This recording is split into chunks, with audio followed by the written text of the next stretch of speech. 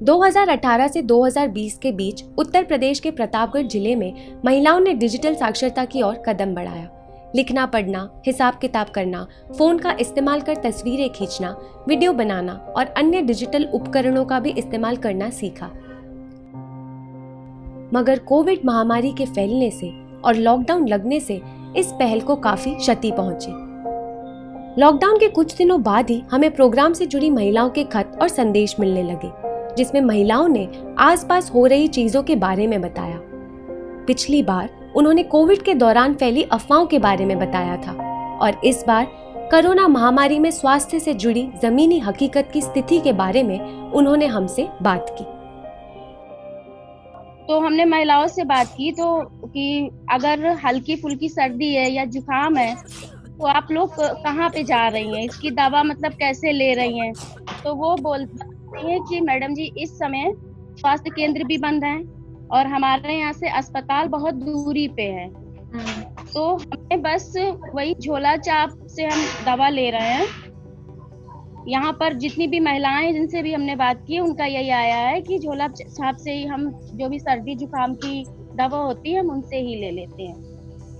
तो फिर हमने स्वास्थ्य केंद्र के डॉक्टर से बात की तो उन्हें बताया कि हमें अनुमति नहीं है अभी स्वास्थ्य केंद्र खोलने की, लेकिन अगर कोई मरीज हमें सर्दी जुकाम का लगता है तो उसको हम पर्चे पे लिख के दे देते हैं कि वो रिसिया दिखा ले जाके, अगर उसके पास साधन है तो, और अगर साधन नहीं है तो वो एम्बुलेंस का सहारा ले।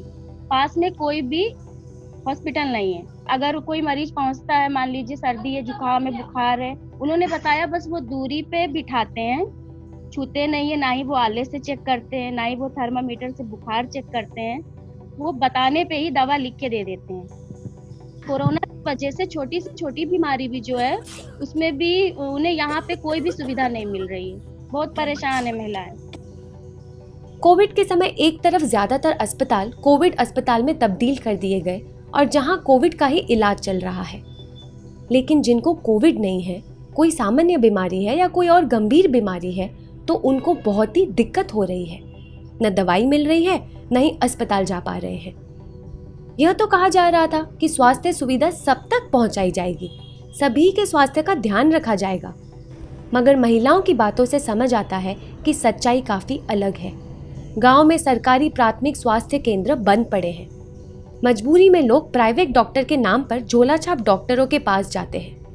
ये झोला छाप डॉक्टर न तो कानूनी रूप से प्रमाणित हैं और न ही कोई मेडिकल जानकारी रखते हैं। इनके सुझाए हुए इलाज और दी हुई दवाई का कोई भरोसा नहीं है, इसीलिए कई बार जान को खतरा भी हो सकता है। अभी एक केस सुना था, उसको 4 महीने का बच्चा, एक बार इसकी ब्लीडिंग शुरू हो गई, यहाँ पे दिखाया तो आराम हुआ, वहाँ बहराइच ले गए तो वो उसको कोई हाथ भी नहीं लगा रहा था और उसको कहा इसको लखनऊ ले जाओ, तो लखनऊ के लिए वहाँ पे कोई एम्बुलेंस नहीं, कोई चीज नहीं, तो जब तक वो साधन की व्यवस्था करता तब तक वो खत्म भी हो गई। गांव में इलाज नहीं होगा, शहर में जाओ। इस पूरे लॉकडाउन और कोविड के समय गर्भवती महिलाओं को इस वजह से बहुत ही दिक्कतों का सामना करना पड़ा। न तो उनकी कोई नियमित जांच हो पाई, न ही उनको कोई दवाई मिल पाई। कुछ मामलों में इलाज समय पर न मिलने से महिला और बच्चे दोनों की मौत भी हो गई, जैसे कि हमने बहराइच से आए खत में सुना। ऐसे बहुत सारे लोग हैं जो स्वास्थ्य संबंधित साधन ही नहीं जुटा पाए। गांव हो या शहर, स्वास्थ्य संबंधित जांच और इलाज करवाने के लिए भाग रहे ऐसे अनगिनत लोग इस महामारी की गिनती में सिर्फ एक मोहरा और आंकड़ा बन के रह गए हैं। लेकिन जिंदगी की इस जद्दोजहद में महिलाएं ये भी अपने खतों में बताती हैं कि डिजिटल साक्षर होने की वजह से वे स्वास्थ्य संबंधित कई जानकारियों को ढूंढ निकालती हैं, जैसे डॉक्टर से बात करना, अस्पताल का पता खोजना या एम्बुलेंस को बुलाना। एप्डिल प्रोग्राम से जुड़ी लगभग 1800 महिलाओं ने दिखाया कि पढ़ना लिखना सिर्फ काम के लिए ही नहीं बल्कि दिल की बात कहने के लिए भी ज़रूरी है, और मोबाइल पे पढ़ना, उसके एप्लीकेशन को समझना शिक्षा साक्षरता का ही तो हिस्सा है।